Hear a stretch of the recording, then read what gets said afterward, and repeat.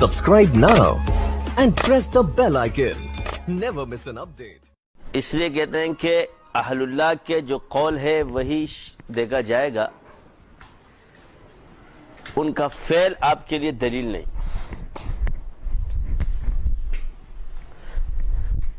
وجہ یہ ہے کہ بعض اوقات انسان معذور ہوتا ہے اور کسی نے دیکھ لیا نبی کا فعل، قول، سکوت سب سنت ہے، صحابہ کا قول اور فعل کیونکہ زمانہ قرب حضور کے لہٰذا ان کا فعل محفوظ رہا، لیکن انہوں نے کوئی کام بھی حضور کے سنت کے خلاف نہیں کیا، مگر جہاں انہوں نے سکوت اختیار کیا اس کو بھی شریعت نے فرمایا نہیں،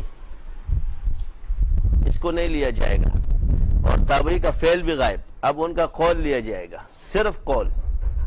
تو باقی دنیا میں کوئی پیدا نہیں ہو سکتا کہ جس کے فعل کو لے کر انسان اس کو آزمائے، کیونکہ یاد رکھنا ارادے میں نیت ہے، عمل میں نیت ہے مگر نیت میں عمل نہیں۔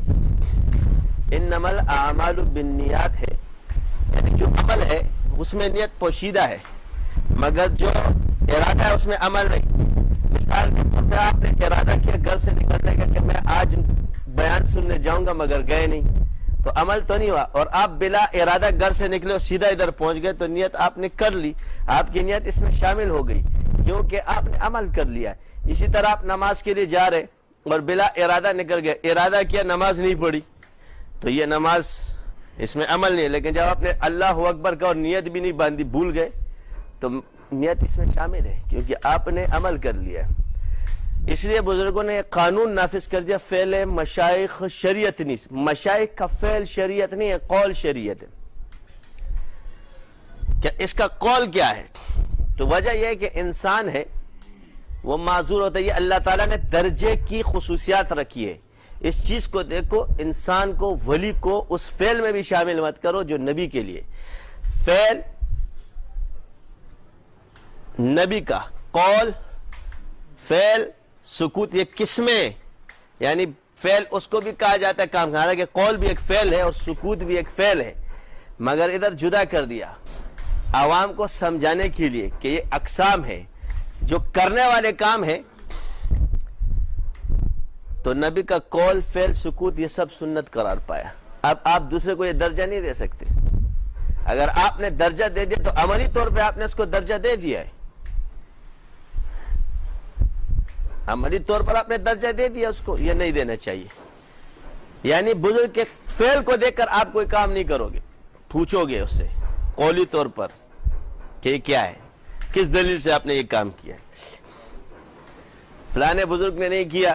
یہ آج کل جو فساد ہے وہ یہی ہے، فلانا بزرگ نہیں کرتا ایک چیز، شریعت میں فلانا بزرگ نہیں کرتا ہے تو یہ اس بزرگ سے جا کے پوچھو، شریعت میں ناجائز نہیں ہے۔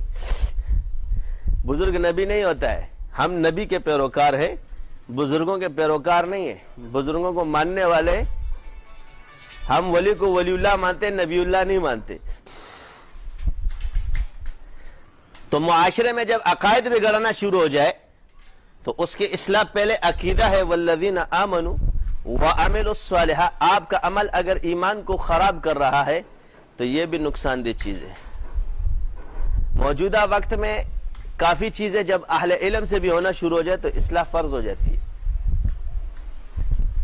مثال کے طور پہ تو اب میں اس لیے اصولوں پر آ رہا ہوں، تو آپ علیہ السلام کی ہر چیز سنت ہے، یہ نبی کی ہر چیز سنت قرار پائی۔ اب صحابہ کو دیکھ، جب صحابہ پر آتی ہے تو ان کا ایک چیز مائنس ہو گئی، یعنی سکوت، تو درجہ کیا ہوا، اور جب بات تابعین پر آ گئی تو 2 مائنس ہو گئی۔